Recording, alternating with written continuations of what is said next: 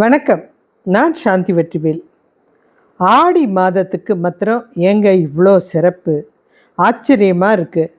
ஆடி மாதம் அம்மனுக்கு உகந்த நாள். எதனால்? இது இல்லாமல் எல்லா கோவில்லையும், முக்கியமாக அம்மன் கோவிலில் ஏதாவது ஒரு விழா நடக்கும். இது இல்லாமல் கோவிலில் கூட்டம் அலைமோதும். வேப்பிலை எங்கே பாரு கிடைக்கும். மஞ்சள் அதிகமாக இருக்கும். ஆடி மாதம்னாலே ஒரு கோவிலுக்குள்ளே கூட கால் வைக்க முடியாத அளவுக்கு கூட்டம் இருக்கும். இதுக்கு ஆன்மீக ரீதியாக முக்கிய காரணம் இருக்குது. சக்தியோட உச்சக்கட்ட பலம் இந்த மாதத்தில் அதிகமாக இருக்கும். எப்போவுமே சக்திக்கு, ஆதி சக்திக்கு பலம் இருக்கும். ஆனால் இந்த ஆடி மாதத்தில் எதுக்காக இவ்வளோ உச்சக்கட்டம் ஒரு 10 மடங்கு அதிகமான சக்தி கிடைக்குது அப்படின்றது நம்ம இந்த விஷயத்தில் தெரிஞ்சுக்க போகிறோம். இந்த மாதத்தில் ஜோதிடப்படி அப்படின்னா நம்ம சூரியன் கடக ராசியில் சஞ்சரிக்கிறார். கடக ராசியின் அதிபதி சந்திரன். சந்திரன் அப்படின்றது பெண்மை, தாய்மை, பராசக்தியை குறிக்கிற கிரகம். இந்த மாதத்தில் சக்திக்கு ஏன் 10 மடங்கு சக்தி அதிகமாக இருக்குது அப்படின்றத தெரிஞ்சுக்க போகிறோம். இது இல்லாமல் கூழ் எதுக்கு ஊற்றுறோம் அப்படின்றத தெரிஞ்சுக்க போகிறோம். ஆடி மாதத்து சிறப்பை நிறைய விஷயம் இது வரைக்கும் தெரியாத ரகசியத்தை நீங்கள் தெரிஞ்சுக்க போகிறீங்க. முதல்ல இந்த ஆடி மாதத்தில் நம்ம ஜோதிடப்படி கடகராசி, அதுக்கு சூரியன் சஞ்சாரிக்கிறார். இந்த இடத்துல சந்திரன் அதிபதி அப்படின்றதுனால பெண்மையும் தாய்மையும் கலந்த சக்தி பராசக்தி. இந்த மாதத்தில் சிவபெருமான் தவம் இருக்கிற நேரம். அகில உலகத்தை இது வரைக்கும் பார்த்துக்கிட்டு இருந்த சிவபெருமான் ஆடி மாதத்தில் தவம் இருக்க போகும்போது மொத்த பொறுப்பையும், அகிலத்தை காக்கிற பொறுப்பை அன்னை மாரியம்மனுக்கிட்ட ஒப்படைக்கிறார். நீ தான் என்னுடைய ஸ்தானத்திலிருந்து மக்களுடைய பிரச்சனைகளை கேட்டு தீக்கணும். நான் தவத்திலிருந்து வர்றதுக்கு நாளாகும் அப்படின்னு கிளம்புற நேரம். அதனால் அம்மன் இதை தன்னுடைய நேரடி கண்காணிப்பில் செய்யணும் அப்படின்ட்டு அம்மன் பூமிக்கு வர்றது தான் ஆடி மாதம். இந்த மாதத்தில் தான் அம்பாள் தன்னுடைய பக்தர்கள் குறைய நேரடியாக கேட்டு உடனுக்குடனே தீர்ப்பு சொல்கிற நாள். இப்போ அந்த ஆடி மாதத்துடைய சிறப்பு எவ்வளோ பிரம்மாண்டம் பாருங்கள். ஏன்னா ஈசன் செஞ்ச வேலையை இவங்க பொறுப்பேற்றுக்கும் போது நேரடியாக இன்னும் அதிக ஆற்றலோட, ஈசனோட சக்தியோட இவங்களுடைய ஆற்றலும் ரெண்டும் அன்னையும் சிவனுடைய சக்தியும் கலந்துச்சுன்னா பல மடங்கு அதிகமாக இருக்கும். அதுவும் நேரடியாக அவங்க மக்களுடைய குறையை தீர்க்கறதுக்கு இந்த ஆடி மாதம் பக்தர்களுக்கு பார்க்கறதுக்காக நேரடியாக பூமிக்கு வராங்க. இந்த நேரம் மற்ற எல்லா தேவர்களும் உறங்குற நேரம், இரவு நேரம், அதாவது தட்சிணாய காலம். இந்த இரவு நேரம் அப்படின்றதுனால எல்லா சக்தி பீடங்களும் இன்னும் பல மடங்கு, ஏன்னா உதவுறதுக்கு தேவர்கள் கிடையாது, சிவன் கிடையாது. அப்போது மொத்த ஆற்றலும் இந்த சக்தி கிட்ட தான். அப்போ மொத்த சக்தி பீடங்கள் இருக்குது இல்லையா, 51 சக்தி பீடங்கள், அது அத்தனையும் அம்மன் கோவில்களும் எல்லாமே பல மடங்கு சக்தியை பெருக்கும். முக்கியமாக சக்தியை அதிகமாக கொடுக்குற நாள் வெள்ளி, செவ்வாய், ஞாயிற்றுக்கிழமை. இந்த நாளில் பூஜைகள் அதிகமாக எல்லா அம்மன் கோயில்லையும் நடக்கும். சக்தி பீடம் போகணுன்னு நினைக்கிறவங்க இந்த ஆடி மாதத்தில் ஒரு சக்தி பீடத்துலேயும் அபார சக்தி இருக்கும், ஆற்றலும் அதிகமாக இருக்கும். அடுத்தது, இந்த ஞாயிற்றுக்கிழமை மாத்திரம் எதுக்கு கூழ் ஊற்றுறாங்க, மாவிளக்கு பூஜை செய்கிறாங்க?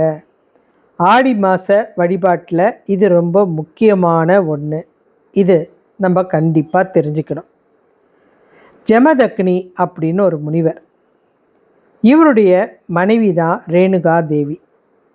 சிறந்த கற்புக்கரசி. அதை அவங்க நிரூபிக்கணும்னா அவங்க செய்கிற வேலை அந்த மாதிரி. கணவர் எப்பவும் தவத்தில் இருப்பார். அவருடைய தவத்துக்காக அவங்க என்ன பண்ணுவாங்க, மணலை ஒரு பானையாக செய்வாங்க. தண்ணியே இல்லாமல் ஒரு மணலை தன்னுடைய கணவர் நினப்பில் பானையாக உருவாக்கி அதில் தண்ணியை எடுத்துகிட்டு வந்து இந்த கணவர் செய்கிற பூஜைக்காக கொடுப்பாங்க. அதை பார்க்கும்போதே தன்னுடைய மனைவி கற்புள்ளவள் அப்படின்றது எப்படியெல்லாம் சோதனை இருக்குது பாருங்கள் அப்படின்னு அவர் உறுதி செய்வார். அந்த மண்ணில் ஈரம் கிடையாது, எப்படி ஈரம் இல்லாமல் ஒரு மண்ணில் பானை செய்ய முடியும், அதை அவங்க செஞ்சு எடுத்துகிட்டு போனாங்க. அதில் தண்ணியும் எடுத்துகிட்டு போகிறாங்க, கீழே ஒரு சொட்டு கூட சிந்தாத அளவுக்கு. கணவர் மேலே அவ்வளோ மரியாதை. அந்த கணவர் பூஜை எந்த விதத்துலேயும் கெட்டக்கூடாது அப்படின்னு பார்த்துக்கிட்டாங்க. இவங்க என்ன பண்ணாங்க, அந்த பானையில் உருவாக்கிட்டாங்க, மணலில் உருவாக்கிட்டு தண்ணி எடுக்கும்போது அந்த நேரம் ஒரு ஆகாயத்தில் ஒரு தேவர் போகிறார். அதை இந்திரன் கூட சொல்லுவாங்க, போகிறார். இவங்களுடைய கண்ணு மேலே பார்க்கல. அந்த தண்ணியை எடுக்கும்போது தண்ணியில் ஒரு உருவம் தெரிஞ்சிருச்சான்.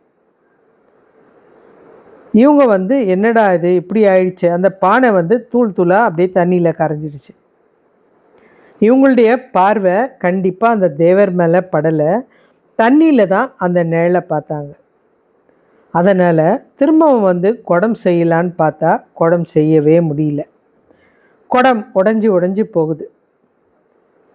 எந்த தண்ணியும் எடுத்துகிட்டு வராமல் நேராக ஆசிரமத்துக்கு வரும்போது அந்த ஜெகதக்கினி முனிவர் பயங்கர கோபத்தில் இருக்கார். இவர் மிகப்பெரிய முனிவர், ஒரு சாபம் கொடுத்தா அப்படியே பழிச்சிடும். இவருடைய பையன்தான் பரசுராமர், மகாவிஷ்ணுவுடைய அவதாரமான பரசுராமர் இவருடைய பையன்தான். இவர் தனக்கு இருக்கிற பையனில் பெரிய பையன்தான் பரசுராமர். அவரை கூப்பிட்றாரு, இங்கே வா பரசுராமா, உங்கள் அம்மா ஏதோ தப்பு பண்ணிட்டாங்க, அந்த தப்பு எனக்கு தெரிஞ்சிக்க வேண்டிய அவசியம் கிடையாது. முதல்ல அப்படிப்பட்ட ஒரு அவமானத்துக்காக தலையை வெட்டிடு. என்ன விஷயம் ஏது எதையும் கேட்கல, அந்த அவமானம் என்னால் தாங்க முடியல, உங்கள் அம்மா தலையை வெட்டு. அவர் தந்தை சொல் மீறாத மனுஷன் இந்த பரசுராமர். உடனே தான் கையில் வச்சுருந்த கோடாரியால் தாயுடைய தலையை வெட்டிட்டார். அதுக்கப்புறம்தான் கேட்டார், எதுக்காகப்பா அம்மா தலையை வெட்ட சொன்னீங்க அப்படின்னு. இல்லை, அவள் எப்போவுமே மண்ணில் ஒரு பானையை செஞ்சு தண்ணி கொண்டு வருவா, இந்த வாட்டி பானை இல்லாமல் வந்தா, அவள் ஏதோ தப்பு பண்ணியிருக்கா, அதனால தான் அவனால் பானையை எடுத்துகிட்டு வர முடியல, அந்த தப்பு பண்ண மனைவி எனக்கு தேவையில்லை அப்படின்றதுனால தான் உன்னை கொல்ல சொன்னேன் அப்படின்னவனே அவர் ஈசனை நோக்கி தவம் இருக்கார். ஈசனே, நான் என்னுடைய தாயை வெட்டிட்டேன், தப்பு பண்ணிட்டேன், எனக்கு நீ அவங்க தப்பு பண்ணாங்களா இல்லையான்னு நீ தான் சொல்லணும். நான் செஞ்சது நல்லதா கெட்டதான்னு கூட எனக்கு தெரியாது, அப்பா சொன்னார் செஞ்சிட்டேன் அப்படின்னு கேட்கும்போது ஈசன் நேரடியாக வந்துட்டார். முனிவர்கிட்ட உன் மனைவி கற்பானவ தான், நீ தான் தப்பாக புரிஞ்சுக்கிட்ட, உன்னுடைய எண்ணம் தான் அவளை தப்பாக புரிய வச்சுது அப்படின்ற விஷயத்த சொன்னதுமே முனிவருக்கும் வருத்தம், பரசுராமருக்கு அதை விட மிகப்பெரிய வருத்தம். என்ன ஏதுன்னு தெரியாமல் ஒரு கற்பு கரசியோட ஒரு மானத்தில் விளையாடிட்டோம் அப்படின்னு தாயை உடனே உயிர்ப்பிக்கணும் அப்படின்னும் போது அந்த நேரம் தாயுடைய தலை எங்கே இருக்குன்னு தெரியல. இன்னொரு பெண் அப்போ தான் இறந்துருக்கா, அவளுடைய தலையை கொண்டு தாயோட உடம்புல பதிச்சிட்டார். அந்த பெண் ஒரு வேற குலத்தை சேர்ந்தவள். இவங்க இந்த முனிவருடைய மனைவி. இந்த முகம் மாறினதுனால அந்த அம்மாவால் ஏற்றுக்க முடியல. முதல் கோபம் தன்னுடைய கற்பு மேலே சந்தேகம், அந்த முகம் அவங்க உடம்புல பதிச்சிட்டாங்க. அவங்க உயிர் பெற்று எழுந்ததுமே அந்த கோபம், ஏன்னா அந்த உடம்பு நல்லா வெள்ளையாக இருக்கும், கலராக இருக்கும், தலை கருப்பாக இருக்குது, முகம் 2 வித்தியாசமான உருவத்தில் தான் இந்த அம்மன் உருவாகுறாங்க. கோபம் கொஞ்சம் நஞ்சம் இருக்குமா, நான் இவ்வளோ நாள் பதிவிரதையாக இருந்த என்ன நீ சந்தேகப்படலாமா, என்ன ஒரு வார்த்தை கேட்டிருக்கலாம், என்னுடைய பையனும் இதை கேட்காம டக்குன்னு அப்பா சொன்ன ஒரே வார்த்தைக்காக தலையை வெட்டிட்டான். இருந்தாலும் உயிரை கொடுத்தாலும் எனக்கு அந்த ஆத்திரம், கோபம், வெறி அது அப்படியே வெப்பம் தீயாக எரியுது அந்த அம்மா உடம்புல. இவ்வளோ நாள் கற்புக்கரசியாக வாழ்ந்த என்ன சந்தேகப்பட்டீங்களே, யாராக இருந்தாலுமே கோபம் வரும். அதுவும் இந்த மாதிரி ஒரு கற்புக்கரசி மணலில் பானை செஞ்சு எடுத்துகிட்டு வர ரேணுகாதேவிக்கு வருமா வராதா? அதனால் அவங்களுடைய கோபம் பல மடங்கு அதிகமாச்சு. இது உடம்பில் அக்கின்ற அம்மை நோயாக உருவாச்சு. அந்த அம்மா உடம்பெல்லாம் கொப்பளம் முழுக்க, உடம்பு முழுக்க கொப்பளம் பெருசு பெருசாக ஆகி அந்த அனல் தாங்க முடியல. அந்த வெறி, அந்த கோபம் முத்து முத்தா அம்மையாக உடம்பு முழுக்க வருது. ஈசனுக்கு இந்த கற்பு சோதிக்கப்பட்டது மன கஷ்டத்தை கொடுத்தது. உடனே அந்த அம்மாவை குளிர வைக்கணும், அந்த அம்மாவை சாந்திப்படுத்தணும். என்ன பண்ணணும் அப்படின்னு நினச்சி வேப்பிலையும் மஞ்சளும் அந்த அம்மா மேலே போட்டு அதாவது கூழை, அந்த கேழ்வரங்கு கூழ் இருக்கு இல்லையா, அதை ஒரு சொம்பு நிறைய எடுத்து கொடுக்குறார். அம்மா கோவிச்சுக்காத, பெண்களுக்கு நீ தான் பாதுகாப்பாக இனி வாழப்போகிற. மாரியம்மனாக இருந்து ஒவ்வொரு பெண்ணும் பூமியில் துன்பப்பட்டு உங்ககிட்ட வரும்போது அவங்க பிரச்சனையை தீர்க்க போகிற மகாசக்தியாக நீ பூமியில் வாழப்போகிற அப்படின்னு யாரெல்லாம் வேப்பிலையை கொண்டு வராங்களோ, மஞ்சளை கொண்டு வராங்களோ, கூழ் ஊற்றுறாங்களோ, இவங்களுக்கெல்லாம் அவங்க பிரச்சனை என்னன்னு கேட்டு தீர்த்து வைமா. மாரியம்மனா இந்த பூமியில் நீ தான் தாயே இருக்கணும் அப்படின்னு சொல்லி இந்த மகா சிவனே அருள் செஞ்சு அனுப்பின தேவி தான் ரேணுகா தேவி. இவங்க தான் மாரியம்மன். ஒவ்வொரு குலதெய்வத்துக்கு ஒவ்வொரு அம்மனாக காட்சியளிப்பாங்க. சில இடத்துல கருப்பாக இருப்பாங்க, சில இடத்துல சிகப்பாக இருப்பாங்க, சில இடத்துல பச்சையாக இருப்பாங்க. இவங்களுடைய கோபத்தை தணிக்க வைக்கிறதுக்கு அவங்களுடைய பசி அதிகம். ஏன்னா கற்புக்கரசியுடைய பசியை யாராலையும் தீர்க்க முடியாது. அந்த பசி கோபத்தில் சாப்பிட மாட்டேன்றாங்க. அப்போது பெண்கள் எல்லாம் சேர்ந்து தான் இந்த அம்மனுக்கு அவங்களும் தங்களுடைய உடம்பு வேப்பிலையோடு அம்மனுக்கு வழிபாடு செய்கிறாங்க. மஞ்சள் தண்ணி கொண்டு அம்மனுக்கு ஊற்றுறாங்க. இளநீர் குளுமையாக்கிறதுக்கு கொடுக்குறாங்க. சிலர் நுங்கு கொடுப்பாங்க. குளிர்ச்சியான பானெல்லாம் என்ன இருக்கோ அதெல்லாம் கொடுக்குறாங்க. வெங்காயம் அரிஞ்சு கூழை செஞ்சு வர்றவங்க போகிறவங்களுக்கெல்லாம் இல்லைன்னு சொல்லாமல் வழங்குறாங்க. ஏன்னா எந்த வடிவில் வேணாலும் அம்மன் வரலாம். அதனால் அந்த கூழை தயார் செஞ்சு இவங்க அதை கொடுக்குறாங்க. இதனால் உடம்பில் இருக்கிற நம்மளுடைய வெப்பம் குறையும். இதனால் உடம்பில் இருக்கிற தீய எண்ணம் அகலும், மனசில் தூய்மை வரும். மாவிளக்கு அப்படின்ற தீபம் ஏற்றுறது எதனாலன்னா வாழ்க்கைன்ற இருளை நீக்கி ஒளி கொடுக்கறது இந்த மாவிளக்கு. இந்த மாதிரி நேரத்தில் அம்மனுக்கு வழிபாடு நடக்குது. இந்த அம்மனுக்கு சந்தோஷப்படுத்த, ஏன்னா கோவத்தில் உக்கிரமாக உட்கார்ந்துருக்க இந்த அம்மன் கற்பு மேலே சந்தேகம்ன்றதுனால எங்கே பாரு மங்கள ஓசைகளும் வேப்பிலை வழிபாடும், எல்லா கோவில்லையும் சத்தமாக சாமி பாட்டும், உடுக்கை ஒளியும், நாதஸ்வரமும், பம்பை சத்தமும் பயங்கரமாக எழுப்பி அம்மனை ஒரு சந்தோஷப்படுத்துறது, அதாவது அவங்கள அமைதிப்படுத்துறது. கோபத்தை குறைக்கிறது வேப்பிலை, கூழ் அமைதியாக்கும். தேவலோகம் இரவாக இருக்கிறதுனால இந்த விஷயமெல்லாம் பூமியில் நடக்குது. இந்த இன்னொரு ரகசியமும் இங்கே சொல்லணும். தேவர்களும் உறங்கிட்டாங்க. தேவலோகத்தில் எல்லா ஆண்களும் உறங்கினதுனால தீய ஆவிகள் அத்தனையும் பூமியை நோக்கி படையெடுக்கும். இந்த நேரம் இந்த அம்மனுக்கு உடுக்கை சத்தம், ஒரே பூஜை, ஆடி எல்லா இடத்துலையும் வந்து தீ மிதிக்கிறது, அந்த வேப்பிலை ஆட்டம் ஆடுறது, கரகாட்டம் ஆடுறது, இதெல்லாம் இருக்கிறதுனால இந்த தீய சக்தியெல்லாம் பூமியை நெருங்க பயந்து ஓடும். வேப்பிலைக்கு பயப்படாத ஒரு தீய சக்தி கூட கிடையாது. அதனால் எல்லாம் பயந்து ஓடும். இந்த விஷயத்தில் அறிவியல் உண்மை அப்படின்னா, இந்த ஆடி மாதம் அப்படின்றது வெயில் காலம் முடிஞ்சு வர ஒரு பெரிய காற்று, வான மண்டலத்தில் திசை மாறி காற்று. ஆடி காற்றுல அம்மியும் பறக்கும், அந்த அளவுக்கு காற்று. இந்த காற்றுனால மாசுக்கள் நிறைய பரவும். இன்னும் வந்து வராத கிருமிகள்லாம் அதில் இருக்கிறதுனால புதுசாக நோய்கள் உருவாகும்.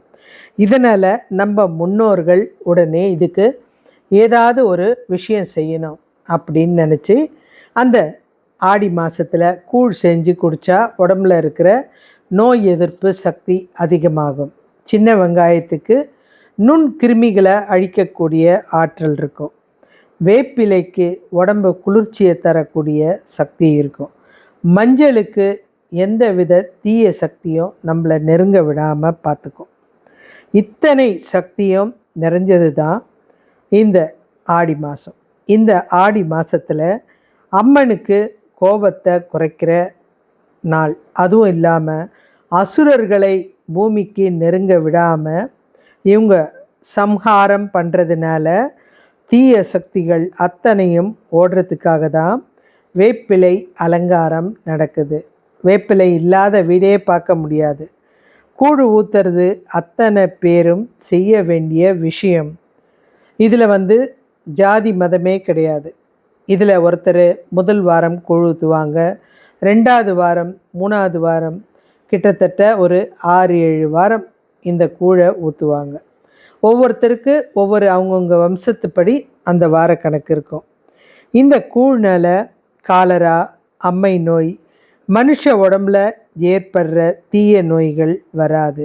ஒரு பக்கம் அம்மனை சாந்திப்படுத்துகிறோம், ஒரு பக்கம் நம்ம உடலை குளுமைப்படுத்துகிறோம். வெப்பம் அதிகமாச்சுன்னா நம்மளுடைய உடல்கள் மாற்றமும் நிறைய நோயும் வரும். இந்த நேரத்தில் நம்மளுடைய வேண்டுதல் நிறைய நடக்கணும். ஏன்னா நிறைய பேருக்கு என் பிள்ளைக்கு கல்யாணம் ஆகணும், என்னுடைய மருமகளுக்கு குழந்தை பிறக்கணும், எனக்கு நல்ல வீடு வாசல் வேணும், இதுக்கெல்லாம் வேண்டுதல் அம்மன் கோவிலில் நிறைவேறும். அதனால தான் வேப்பிலை ஆடை நீ மாத்திரமாமா உடுத்தணும், உன்னோட சேர்ந்து நாங்களும் வரோம், இந்த ஒரு தெய்வீக பணிக்கு நாங்களும் உறுதுணையாக இருக்கோன்னு நம்மளும் வந்து வேப்பிலை ஆடையை உடுத்துகிறோம். இது வந்து இன்னும் பயங்கர ஆற்றல். அம்மனுக்கு இணையான நீங்கள் நினைக்கிற விஷயம்லாம் நடத்தி கொடுக்கும்.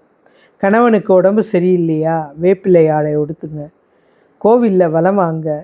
இந்த இடத்துலலாம் கடவுளோட சக்தி அதிகமாக இருக்கும். ஆடி மாதத்தில் நல்ல விஷயம் நடக்கக்கூடாது. ஏன் அப்படின்னு நிறைய பேருக்கு அது ஒரு யோசனையாகவே இருக்குது.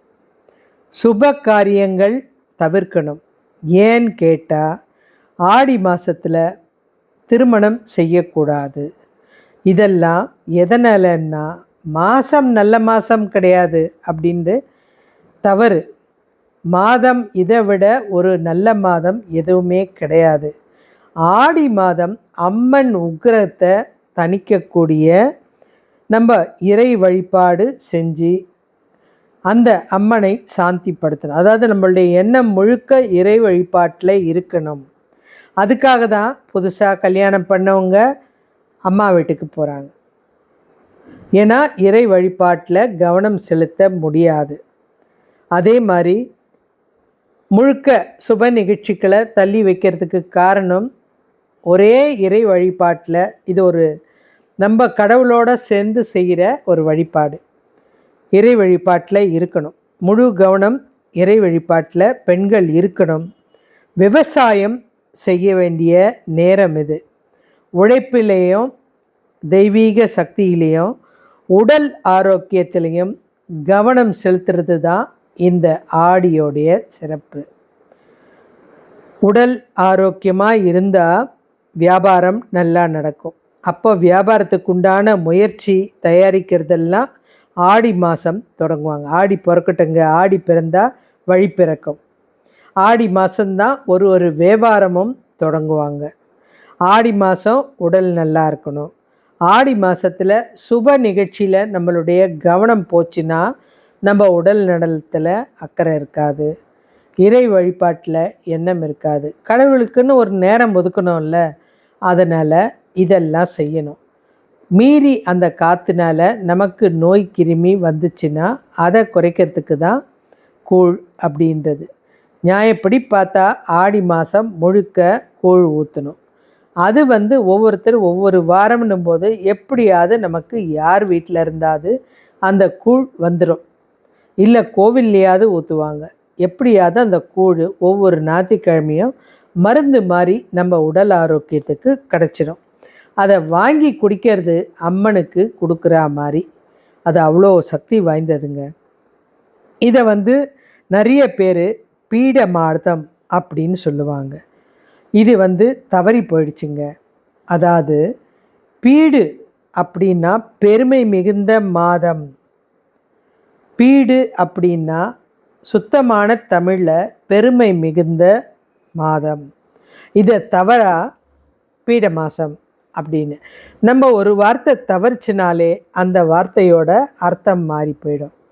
இந்த ஆடி மாதத்தில் நம்மளுடைய மூதாதையர்களும் பூமியை நோக்கி பயணம். ஏன்னா இந்த ஆடி அமாவாசையும் விசேஷம், ஆடி பௌர்ணமியும் விசேஷம், ஆடி வெள்ளிக்கிழமையும் விசேஷம், ஆடி செவ்வாயும் விசேஷம். இந்த ஆடி மாதம் உங்களால் முடிஞ்ச அளவுக்கு அம்மன் கோவிலுக்கு போங்க. அதே மாதிரி எங்கே கூழ் இருந்தாலும் வாங்கி குடிங்க, உடல் ஆரோக்கியம் தரும். சாதாரண நாளில் கூழ்னா நம்ம சாப்பிட மாட்டோம். இந்த நேரத்தில் அம்மன் கூழ்னும் போது யாருமே எனக்கு வேணான்னு சொல்ல மாட்டாங்க, வாங்கி குடிச்சிடுவாங்க. சின்ன வெங்காயத்துக்கு நுண் கிருமிகளை அழிக்கக்கூடிய சக்தி இருக்குது. இவ்வளோ அபாரம் பாருங்கள். இந்த ஆடி மாதம் மேலுலகத்தில் இரவு தொடங்குகிற நேரம்.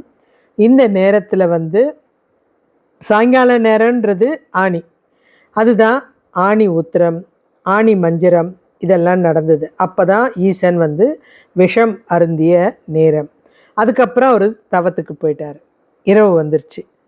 நம்மளுடைய ஒரு வருட வாழ்க்கை தான் தேவலோகத்தில் ஒரு நாளுக்கு சமம். இப்போ இது ஆடி மாதம். இது இரவு நேரம்.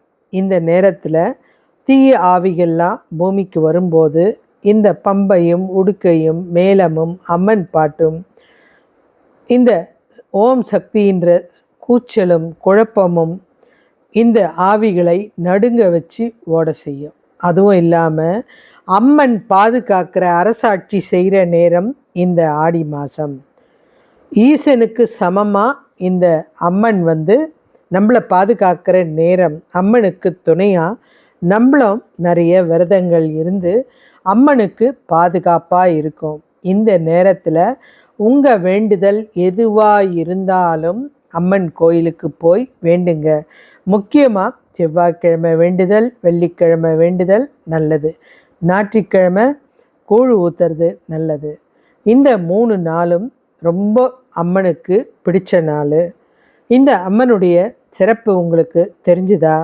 இந்த அம்மனுடைய சிறப்பு மாத்திரம் இல்லைங்க, கூழ் ஊற்றுறது எதனால் அப்படின்றது அந்த ரேணுகாதேவியுடைய கற்பு சோதனைக்காக, அந்த முத்து முத்தா அம்மை வந்ததுக்காக.